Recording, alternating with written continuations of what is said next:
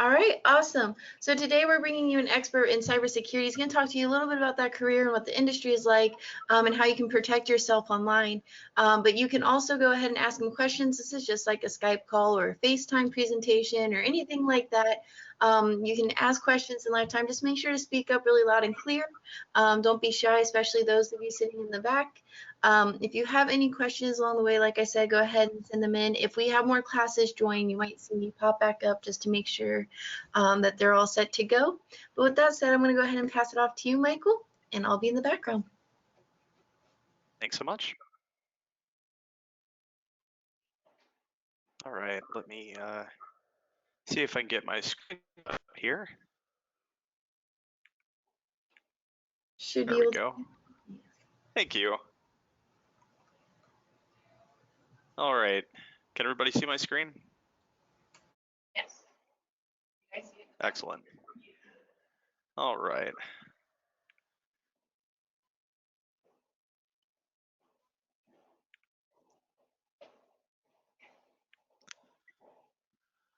Try to get myself as much screen real estate as I can here. All right. Well, good morning. My name is Michael Dorsey. I am here representing the Undercroft, which is a group out of the Ybor City area of Tampa. And we are an information security guild that is basically a group of like-minded individuals, all focused around growing information security, not only in the Tampa area, but also to train and kind of help bring up and mentor the next couple of generations in information and cybersecurity.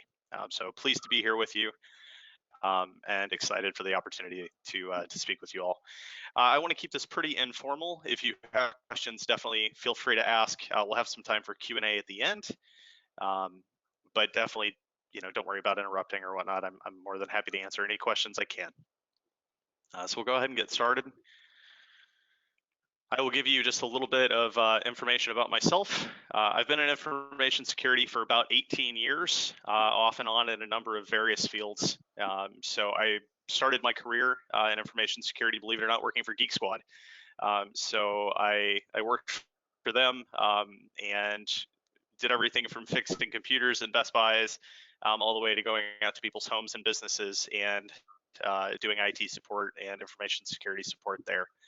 And then kind of from there, I grew my career and got into consulting, and then dipped my toe in the finance field for a little while, working with some financial firms, doing information security for them. During that time, I had the opportunity to work on some really cool projects, including securing satellite transmissions for about 300 different field offices geographically located across the United States. So that was really interesting. My largest amount of information security and IT experience has been in the healthcare field. It's what I'm very passionate about. I think healthcare is a huge thing. It's a huge focus. We deal with a lot of critical information, everything from your normal identifiable information that everybody's concerned with, like your name, your address, your phone number, your date of birth, your social security, but also that really critical information, your medical information, your diagnoses, I'm sorry, from the doctors, medical treatments that you've received, surgeries, all the classified information. So I work on a day-to-day basis to help protect that. In my current role, I am actually leading a team of penetration testers for a very large healthcare organization. And basically, we security test all of their major systems. And we'll go into detail on penetration testing here in just a little bit. As you can see, I'm a journeyman at the Undercroft. So there are 3 ranks. There's an apprentice, there's a journeyman, and there's a guild master. Essentially, my job as a journeyman is to help foster and mentor the cybersecurity industry in Tampa, and help people who are interested in the field come up and really learn the ropes, put them in connection with good resources, help them find internships, and really help kind of guide and mentor them as they grow their careers in the field. And we'll talk about why that's so important here in just a little bit as well. I am married. I have 3 children. I have a 14-year-old daughter, an 11-year-old son, and a 16-month old son. And most importantly, I'm a hacker. When it comes right down to it, I've been doing this for pretty much half my life, and I like breaking things. I like finding out how things work. I enjoy really understanding the mechanisms behind why things work the way that they do. And I really like understanding if there are ways to make those things do what I want them to do rather than what they're supposed to do. And we'll talk about that again. We're going to cover a couple of different roles today as we talk about some different careers in cybersecurity. So the areas we're going to talk about today are threat intelligence and threat hunting, digital forensics and incident response, penetration testing, and then red team and attack simulation. There are a lot of other careers in cybersecurity, things like vulnerability management and risk analysis and audit and things like that. And all of those play a really huge part in the overall puzzle and the overall defense strategy of any organization, small or large. But these are the four areas we're going to focus on today. I think they're the most exciting. They tend to be the four that get a lot of attention. You tend to see them in movies and television, and they are very fun to talk about. And I've got experience in all four of them, so it should be enjoyable to speak about with you. So we'll start with threat intelligence and threat hunting. You see this a lot. TV shows like CSI and a lot of movies, older movies like Enemy of the State or Black Hat, and a lot of the newer movies as well. Anytime they cut to a bunch of people sitting in an office or sitting in an NSA lab or anything like that, you've got a bunch of people doing a bunch of monitoring, right? They're gathering intelligence on different people, on different groups. And that's what threat intelligence does. They do a lot of reconnaissance. They do a lot of hunting. They're looking for different information, in many cases on cyber criminals and criminal organizations, opposing nations, terrorists and extremists. And they're studying the world events. They're taking a look at what's happening in the political arena and really trying to understand how all that ties back to what they're seeing from those opposing nations and so forth. And one thing that they're really, really looking heavily on, especially in the cyber security area, are their TTPs. And that basically stands for tools, techniques, and procedures. They're looking at the way they attempt to do malicious things. They're looking at ways they try to break into computer systems. They're looking at ways they try to extract data from systems and other countries. There's a lot of report writing, and that may sound really boring, right? Nobody likes writing papers. It's not a thing that most people really, really enjoy. But intelligence reports are a big part of our industry. They are really critical in understanding what threat actors, what the quote unquote bad guys are doing across the world, and how they're targeting your specific company that you may be working for or companies in your industry once you start working. And then the other thing they do, which is more of the threat hunting piece, is they proactively go out and look at their organization that they work in and the systems that they are responsible for. And they try to find signs of breaches. So they look for the bad guys leaving behind those breadcrumbs and any sort of fingerprints or trails showing that they attempted to get in. So you see in the screenshot of here, it's a hack attempt failed, right? Obviously, most computers don't look like this. This is obviously doctored up from a TV show or a movie, but they do look for things like that. They look for unauthenticated attempts to access systems. They look for passwords that are trying, people are brute forcing and trying different combinations of a username and a password. So those are the types of things that they can go look for. Digital forensics and incident response is another one of these areas, and it's very near and dear to my heart. I love forensics. I love puzzles. I love, as I mentioned earlier, trying to get to the bottom of why something happened the way that it did or why it works the way that it does. So one of the things that DFIR does is they look into insider threats. They look at people inside a company who perhaps get disgruntled. Maybe they get fired or they get disciplined. Maybe they got passed over for a promotion. Maybe they're just very upset at a coworker, things like that. So they look for insider threats that are malicious, that are trying to do bad things to the company because they're unhappy. And they try to catch those things and prevent them.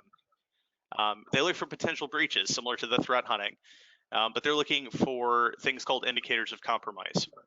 So more than just the breadcrumbs, the attempts, pardon me, to get into these systems, they're actually looking for indicators that someone was actually able to get into the system. So were their files accessed that shouldn't be accessed by a certain user? For instance, if we have an intern at our company who is interning in finance, are they accessing patient data that they should have absolutely no reason to look at? Things like that. They help build timelines of attacks. So if an organization is breached, they basically have this incident response piece where they go into action to identify how they were breached, identify where the attacker is in their system, what they've had access to, and then get them out of their system. But they also help build a timeline. How did they get in? How long were they in? What did they access while they were there? How did they move between computers? Which employees did they interact with? All of those things. And then they really try to find the bad guy. If there's a breach, they really try to track down not only who did it, but who they're representing. Are they representing an opposing nation? Are they representing a rival company who's trying to steal intellectual property? Are they just a political activist who disagrees with your company and they chose the wrong way to go about expressing that? Things like that. Penetration testing. This is near and dear to my heart. These next two are what I've spent, I'd say, probably the last 8 years of my career doing. This is the quote-unquote hacking. Penetration testing is when an individual or a group of individuals go through and they test systems to identify vulnerabilities that are actually exploitable. So they are actually attempting to break into the system. Now, there is a difference between a penetration tester and red teaming, and we'll talk about that in just a second. But the key is basically they are looking at the system and they are trying to find every way possible that a malicious bad guy could break into the system, and then they document it. Once they document it, they basically write up exactly how they were able to actually get into the system, what they were able to get access to, and then they make recommendations on how to fix those things. So it's not just breaking into the thing, which is really cool and exciting. It's what we see in the movies. It's what we see in TV. But there is the paperwork end on the backside, and that's writing up the reports of the findings. How did you get in? Show us how you got in. Explain what you did, and then make recommendations on how to fix those things. And that's really important. That recommendation that a penetration tester is making is really the product of all of their work. They're basically saying to the business, hey, you're vulnerable and this is how to fix it. And if you fix it, you will remove risk from your environment. And that's really what all of these jobs are designed to do, is manage and remove risk. And they test all sorts of stuff. So everything from your normal computers, your desktops, your laptops, cell phones, applications on your phones. So all the applications that you're familiar with, stuff like TikTok, stuff like Twitter, all those different applications have security teams behind them that are constantly testing that application. They're constantly trying to break into those applications and identify all the weak points and basically help secure those so that your data as a user is safe.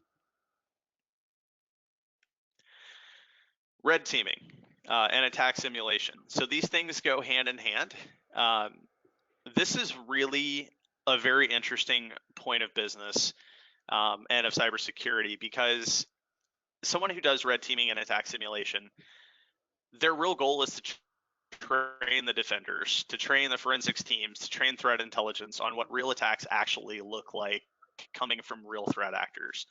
So we talked earlier about the threat intelligence and the tools, techniques, and procedures that they try to document. The red team or attack simulation actually take those tools, techniques, and procedures and use them against the organization that they work for. And basically, they try to look like a bad guy in everything that they do. They try to use the same tools. They try to use the same techniques to move between computers or to get data out of the environment. They follow the same steps that they would follow, and those are well documented. If you go out to Google and start looking, there are tons and tons and tons of threat actor reports from all sorts of cybersecurity companies, on all sorts of different groups, geographically distributed. Everybody from groups in, say, Russia and Ukraine and China, down to Africa or Australia, and South America, all over the place. So it's all well documented, and they basically take that information and try to emulate all of those things to help train the defenders, to help train the forensics team and the threat intelligence team on what they should be looking for, and if they see these things, how they should be reacting, what steps should they take to expel them from their systems, how should it be documented, all of those things. In many cases, red teaming has a much larger scope than penetration testing, and that's really the difference between the two. If you think about both of them, they're both trying to break into the systems of an organization. So if we stop and look at it as, let's say they're the criminal and they're targeting breaking into a house, just for an easy analogy, a penetration tester is actually going to go around and check every window and check every door and every lock and make sure that they're not open. They're going to check everything across the board. They're going to hit every step. If they find one that's open, they're going to document it. They're going to document how to fix it, and then they're going to move on to the next thing. The red team is actually going to say, oh, hey, okay, let's check the front door. Front door is locked. Let's check the back door. Back door is locked. Oh, hey, look, there's a window open on the side of the house. The difference with the red team is they take it as far as they possibly can because they're actually emulating those real threat actors. So they would go through that window and try to get to the safe inside the house. They would try to get the stuff out of the safe and get it back out of the house without being caught. So in many cases, the red team, if they're successful breaking in, they're emulating those threat actors and they're trying to get to the critical data of the organization and get it back out of the organization successfully. And if they're able to do that, then obviously they found some pretty big holes, and so they document that. So we go back to that, writing up your report, writing up and documenting your findings, and then making those recommendations. We talked about scope, and obviously red team scope is much more deep and broad. They can actually target specific systems and people. So they do things like physical security. They'll try to actually pick locks. They'll try to actually jimmy open a window. They'll try to socially engineer people. So I've done this for an extensive part of my career. One of the kind of the most fun stories I have is that as part of a red team engagement, I dressed up as a FedEx delivery guy with a bunch of empty boxes and a FedEx uniform, and walked up to the front of a building right around the holidays. And I had my hands full with a bunch of empty boxes, but I acted like they were really heavy. And you had to badge in to get through this door. And I didn't have a badge, obviously. But because my hands were full and I was acting like I was having a whole lot of trouble getting into the building, people held the door open for me, and I was able to walk right in. Now, my job was to get into the building. I was malicious. I was trying to be a bad guy, but I was able to basically fake my way into getting past the security measures that they had in place. And because of that, I was able to get in and do all sorts of quote unquote malicious things for the right reason. Documented all the holes. And then when we made the recommendations, one of the recommendations I made was to do better security training, not to let people, follow you in through the security measures at the front door. As bad as it sounds, not to necessarily hold the door open for everybody, or if you do hold the door open for somebody, take them to the security desk to make sure that they can be checked and cleared before they're just let into the building.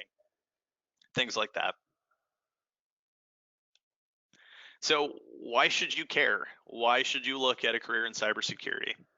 So in 2014, there were over 1 million unfulfilled cybersecurity jobs. And according to the New York Times and a recent study by Cyber Ventures, in 2021, there will be 3.5 million unfilled cybersecurity jobs with unqualified or without qualified people to fill them.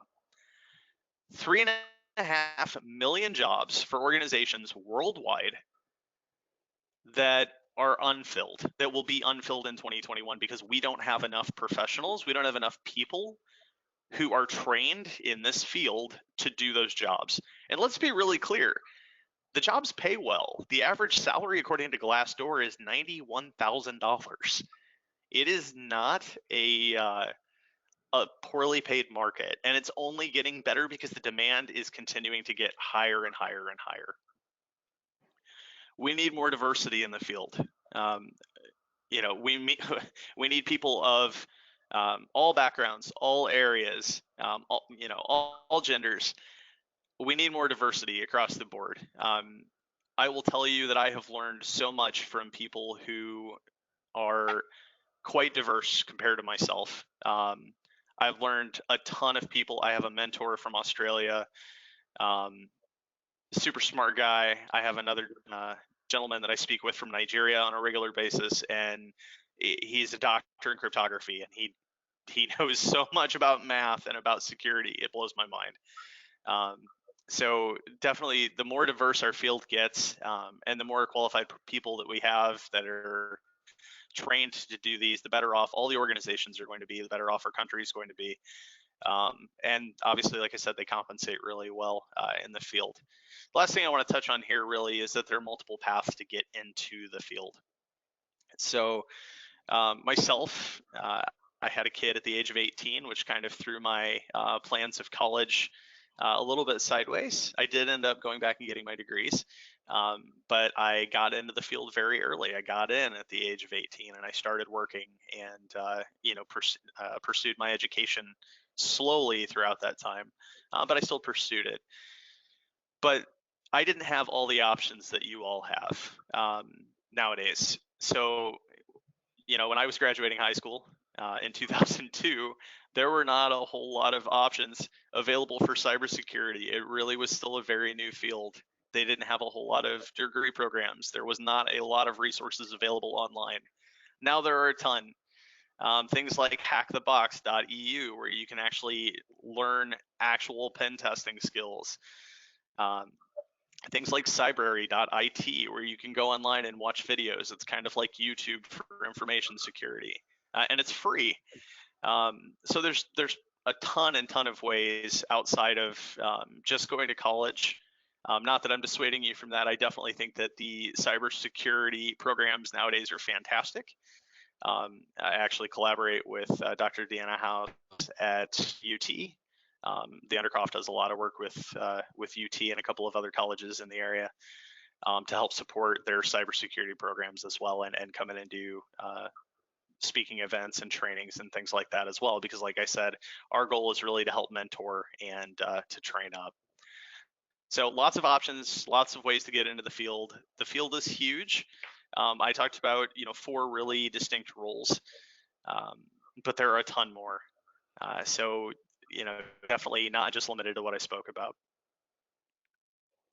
So really quickly, one of the things I want to put out there is, let's just talk about online social media. It's everywhere, right? Everybody uses it in some way, shape, or form. I'm on LinkedIn. I'm on Twitter. Let's just run a quick video, and we'll just talk about how prevalent social media is really quick.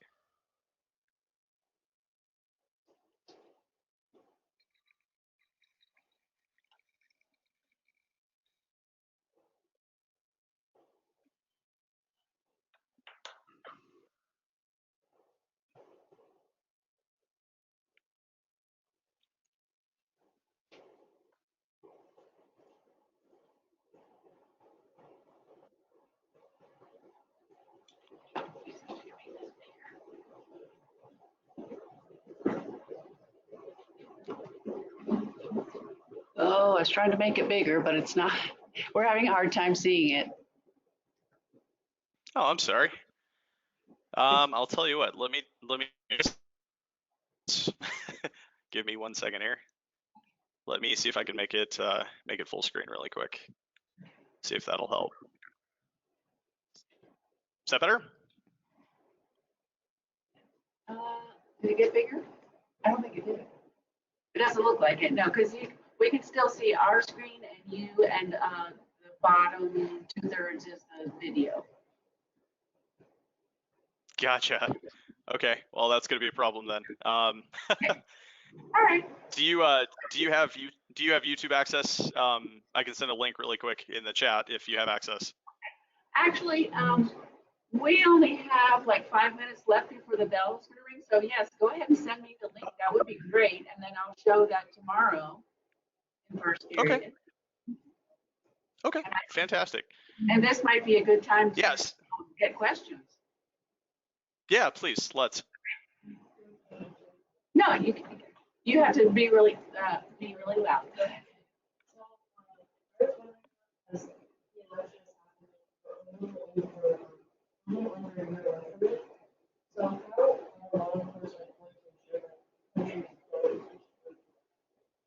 Jenny, I apologize. I couldn't hear that. There was a whole lot of echo. Come closer. All right. Sorry. Here we go again.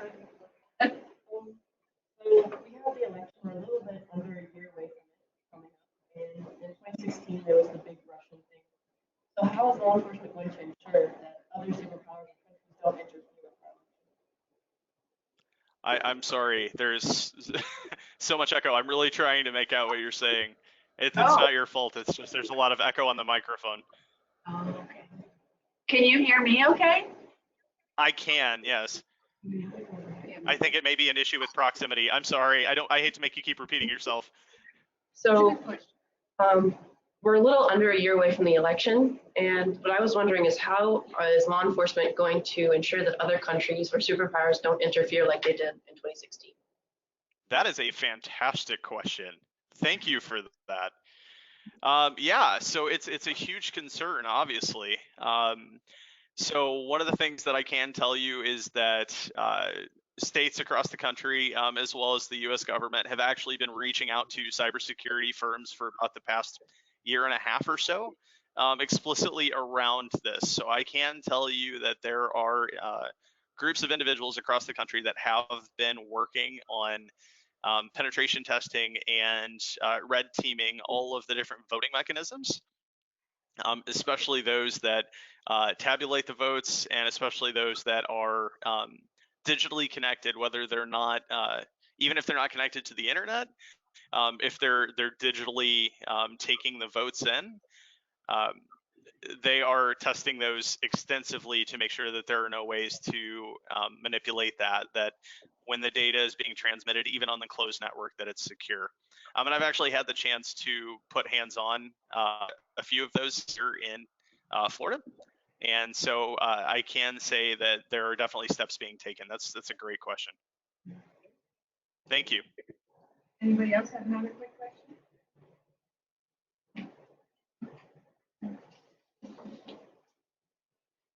What made you pursue like cybersecurity as like a career? Yeah, great question.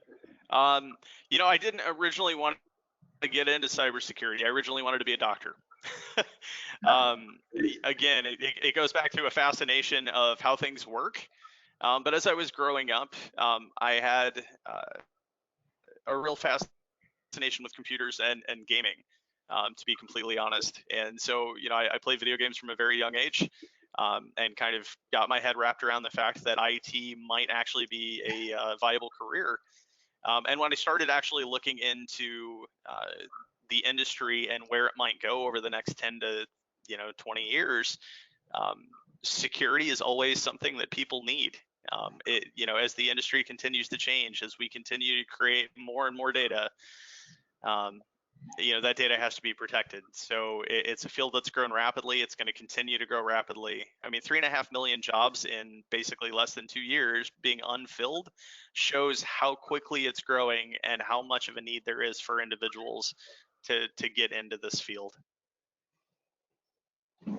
Thank you for the question.